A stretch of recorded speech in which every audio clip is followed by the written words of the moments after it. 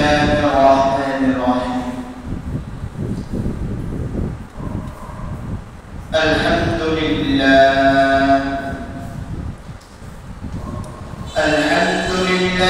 نحمده ونستعينه ونستغفره ونعوذ بالله من شرور أنفسنا.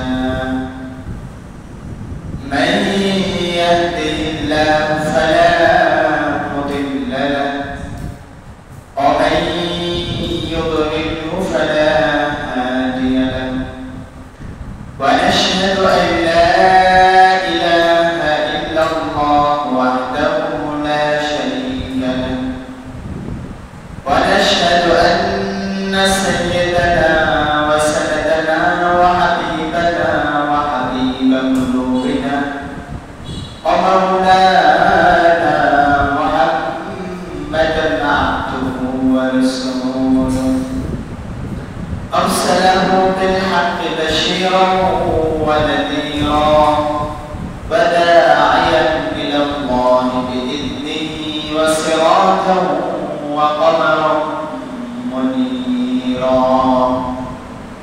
أما بعد، أعوذ بالله من الشيطان الرجيم.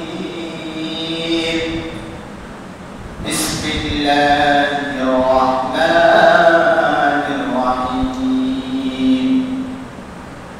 يا أيها الذين آمنوا لا تلهكم أموالكم ولا أولادكم عن ذكر الله، ومن يفعل ذلك فأولئك هم الخاسرون. صدق الله المولانا العظيم وصدق رسوله النبي الكريم. قال النبي صلى الله عليه وسلم: ألا إن أولياء الله لا خوف عليهم ولا هم يحزنون، أو كما قال عليه الصلاة والسلام: إن الله وملائكته يصلون على النبي. يا أيها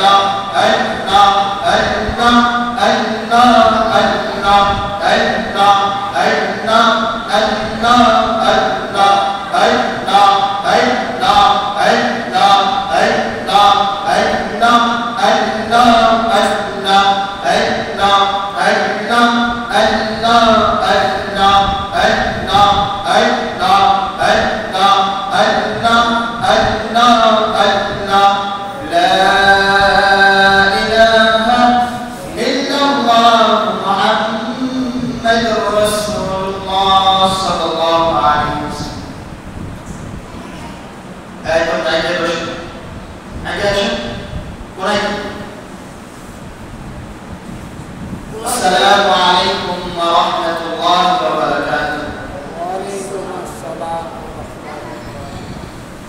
আল্লাহ তাআলার দরবারে লাখো কোটি শুকরিয়া যে মহান আল্লাহ তাআলা আমাদেরকে আজকে শাওয়াল মাসের দ্বিতীয় জুমা আল্লাহ তাআলা আমাদেরকে রহমত স্বরূপ দিয়েছেন এবং আল্লাহ তাআলা আমাদেরকে জুমা পর্যন্ত নেক হায়াত দিয়েছেন। সে মহান আল্লাহ তাআলার দরবারে একবার লাখো কোটি শুকরিয়া আদায় করে বলি আলহামদুলিল্লাহ। আলহামদুলিল্লাহ। আপনি জোরে বলি আলহামদুলিল্লাহ। আল্লাহ তাআলা আমাদেরকে দুনিয়াতে পাঠিয়েছেন তার ইবাদত করার জন্য। কিসের জন্য? আল্লাহ তাআলার ইবাদত করার জন্য। আল্লাহ তাআলা এই ইবাদত যেন আমার বান্দারা ঠিকমতো করতে পারে, আমি আল্লাহকে যেন ভুলে না যায়, সেজন্য আল্লাহ তাআলা আবার 1 লক্ষ বা 2 লক্ষ পয়গম্বর দুনিয়াতে প্রেরণ করেছেন এবং যাকে সৃষ্টি না করলে পৃথিবীর কোনো কিছুই সৃষ্টি হতো না। আমরা দেখি সব জায়গায় আমরা ওয়াজ মাহফিলে দেখা যায় যে প্রধান বক্তা যে থাকে তার নামটা কিসে থাকে? উপরে থাকে, কিন্তু সে বয়ান করে কখন? সবার শেষে। এজন্য আল্লাহ তাআলা মুহাম্মদ মুস্তাফা সাল্লাল্লাহু আলাইহি ওয়াসাল্লামের নামটা জান্নাতে এবং লাউহে মাহফুজের ভিতরে সর্বপ্রথম আল্লাহ তাআলা লিখে দিয়েছেন। কিন্তু তিনি আসলেন কখন? সমস্ত নবীরা বিদায় হয়ে গেলেন, তারপরে আল্লাহ তাআলা তাকে দুনিয়াতে প্রেরণ করলেন। আর এই নবীর উম্মত হওয়ার জন্য, উম্মতে মুহাম্মাদের উম্মত হওয়ার জন্য হযরত আদম আলাইহিস সালাম থেকে হযরত ঈসা আলাইহিস সালাম পর্যন্ত যত নবী আসছেন সকলে আল্লাহ তাআলার দরবারে দোয়া করছেন, হে আল্লাহ তুমি আমাকে নবী না বানাইয়া তুমি যদি আমাকে উম্মতে মুহাম্মাদের উম্মত হওয়ার তৌফিক দিতে, যদি উম্মত বানাইতা তাহলে আমার এই জীবনটা ধন্য হয়ে যেত। সকলে বলি সুবহানাল্লাহ। কারা দোয়া করছে? নবীরা রাসূলরা দোয়া করছে। কিসের জন্য? মুহাম্মাদের উম্মত হওয়ার জন্য। কার উম্মত? কথা বলে কার উম্মত হওয়ার জন্য? শেষ নবীর উম্মত হওয়ার জন্য বিগত যে রাসূলরা নবীরা আসেন তারা নিজেরাও দোয়া করছে। সকল নবীরা দোয়া করছেন, শুধু একজন নবী দোয়া কবুল হয়েছে। একজন নবী দোয়া কবুল হয়েছে, তিনি হলেন হযরত ঈসা আলাইহিস সালাম। তার দোয়া কবুল করা হয়েছে কারণ তাকে দিয়ে একটা ইতিহাস এই দুনিয়ার বুকে আল্লাহ তাআলা তৈরি করবেন। তাকে দিয়ে এই দুনিয়ার বুকে আল্লাহ তাআলা একটা ইতিহাস তৈরি করবেন, সেজন্য তার দোয়া আল্লাহ তাআলা কবুল করেছেন। সকলে বলি সুবহানাল্লাহ। আজকে তাকান ফিলিস্তিনের দিকে। ফিলিস্তিন বাদ দিলাম, ফিলিস্তিন তো বিগত 5-7 বছর ধরে এই হামলা চলতে গেছে, ঠিক কিনা? 5-7 বছর ধরে এই শুনতেছি ফিলিস্তিন শেষ, ফিলিস্তিন শেষ। গত 2 সপ্তাহ ধরে শুনতেছি যে ভারতের বুকে যত মুসলমান আছে তাদেরকে শেষ করে দেব। সকলে বলি নাউজুবিল্লাহ। আজকে এক সাংবাদিক দেখলাম টিভিতে, মানে এই যে আপনার হেডলাইন যেটা বলে, আমি তো টিভি দেখি না, মোবাইলে ফেসবুক তো সবাই চালায়, দেখলাম যে ওখানে হিন্দুরা বক্তব্য দিতেছে, সাংবাদিক জিজ্ঞেস করতেছে যে আপনারা এই মুসলমানদের উপর যুক্ত কেন? তখন তারা বলে মুসলমানের ধর্ম বানানো ধর্ম। কি বলতেছে? এই মুসলমানের ধর্ম বানানো ধর্ম, এটা অরিজিনাল ধর্ম না। ধর্ম হলো আমরা যেটা, আমরা হিন্দু খ্রিস্টান যারা আছি এটাই মেন ধর্ম। সকলে নাউজুবিল্লাহ। এই মুসলমানের ধর্ম কে দিয়েছে? স্বয়ং আল্লাহ তাআলা দিয়েছে। আর আমার রাসূল তিনিও এই মুসলমান যে কি জিনিস, এজন্য আল্লাহ রাসূলের বাণী, আল্লাহ রাসূল যে বাণী বলে গেছে, সে বাণী কিন্তু সত্য। বিশ্বাস করলে ঈমানদার, বিশ্বাস না করলে বেঈমান। আল্লাহ রাসূল বলেন যে শেষ জামানায় এমন অবস্থা হবে, সব জায়গা থেকে মুসলমানরা লজ্জিত হবে, ব্যঞ্জিত হবে, জোরদের নির্যাতনের শিকার হবে। কিন্তু একটা জিনিস ভাবেন, আমাদের বাংলাদেশে 90% মুসলমান থাকা সত্ত্বেও আমরা সে আল্লাহর শুকরিয়া আদায় করি। এই ভারতের বুকে মুসলমানরা মার খেতেছে, কিন্তু আল্লাহকে স্মরণ করতেছে। তারা বলতেছে আমাদের জীবন দিয়ে দেবো, কিন্তু আমরা ঈমান ছাড়ব না। ফিলিস্তিনের মানুষরা ছোট মসজিদের আকসাকে বাঁচানোর জন্য গাজা নামে যে শহরটা আছে সেই শহরটা পুরো শেষ। গাজা আরো দু একটা আশেপাশে যে এলাকা আছে এই এলাকায় দেখার মতো কিছুই নেই। তারা কিসের জন্য নিজের প্রাণ দিতেছে? মুসলমানরা সর্বপ্রথম কাবলা করতে জানেন? মুসলমানরা সর্বপ্রথম কোন মসজিদে নামাজ আদায় করছে? মসজিদুল আকসা, যেই মসজিদে রাসূল নফল নামাজ আদায় করে ওই মসজিদ থেকে আল্লাহ রাসূল বেরিয়ে গেছেন। সকলে বলি সুবহানাল্লাহ। এজন্য আল্লাহ রাসূল সাল্লাল্লাহু আলাইহি ওয়াসাল্লাম যখন বিদায় হজে ভাষণ দেন তখন বলে, আমি দুনিয়ার বুকে দুইটা জিনিস শিখে গেলাম, একটি হলো আল্লাহর কোরআন আর একটি হলো আহলে বায়াত। আর আমরা কিছু হুজুররা আছে এই আহলে বায়াতে বানাইছে হাদিস। আল্লাহ রাসূল বলেন যে আমি দুনিয়ার বুকে দুইটা জিনিস শিখে গেলাম, একটি হলো, তারা বলছে একটি হলো কোরআন, একটি হলো হাদিস।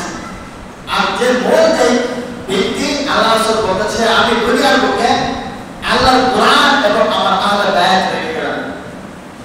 মানুষ যদি কোরআন হাদিস না শিখে তাহলে কোরআন হাদিস পাওয়া যাবে? কথা বলেন, পাওয়া যাবে? এখন দুনিয়াতে কেউ কোরআন হাদিস জানে না, রাসূলের সন্ধান পাওয়া যাবে? পাওয়া যাবে? মদিনা কই আছে জানা যাবে? কি জানা যাবে না? কারণ আল্লাহ রাসূল তিনার আহলে বায়াতকে পরিচালনা করে দিয়েছেন যে আমার আহলে বায়াতরা দুনিয়াতে পরিচালনা করবে। সেজন্য আমরা মাঝে মাঝে কোরআনের ভিতরে পড়ি, আল্লাহ তাআলা কোরআনের ভিতরে বায়াতের কথা লিখে দিয়েছেন। কি জন্য? শুধু আমরা যে পীর ধরি এটাই কিন্তু বায়াত না। আমরা যে পীর ধরি, যারা কবি মাদ্রাসা করে, যারা কবি অঙ্গনের আর বিভিন্ন অঙ্গনের যারা আছে তারাও বায়াত গ্রহণ করে। তারাও বায়াত গ্রহণ করে কার কাছে? তার শাইখের কাছে, তার যে সিনিয়র, তার যে ওস্তাদ, তার কাছে বায়াত গ্রহণ করে। এই বায়াত শব্দটা প্রত্যেকটা সেক্টরে আছে, কিন্তু আমরা কিছু সেক্টর মানি আবার কিছু সেক্টর মানি। বায়াতের নাম অবশ্যই দিতেছি, সবাই আমরা বায়াত গ্রহণ করতেছি, কিন্তু কেউ মানে কেউ মানে বায়াত আমরা অবশ্যই দিতেছি।